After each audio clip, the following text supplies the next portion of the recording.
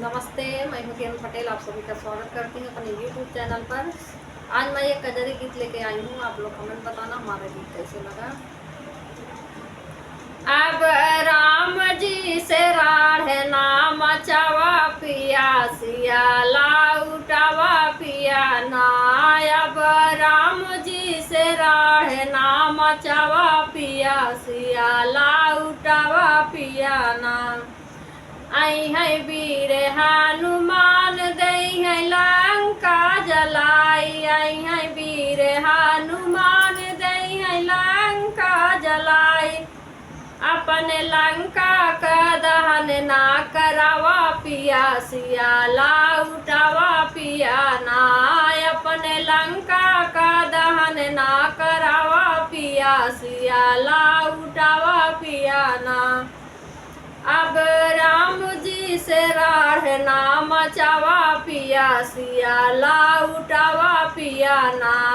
अब राम जी से राढ़ नाम चावा पिया सिया लाउटावा पिया ना।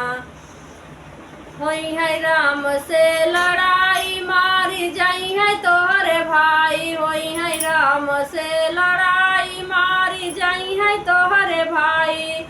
अपने कुलवा के नाश ना करावा पिया सिया लाउटावा पिया ना। अपने कुलवा के नाश ना करावा पिया सिया लाउटावा पिया ना। अब राम जी से राढ़ नाम चावा पिया सिया लाउटावा पिया ना। अब राम जी से राढ़ नाम चावा पिया सिया लाउटावा पिया ना।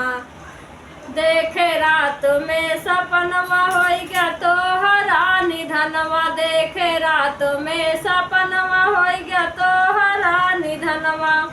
हमारे सपने के साच ना करावा पिया सिया लाउटावा पिया ना। हमारे सपने का साच ना करावा पिया सिया लाउटावा पिया ना। अब राम जी से राढ़ नाम चावा पिया सिया लाउटावा पिया ना। अब राम जी से राढ़ नाम चावा पिया सिया लाउटावा पिया ना।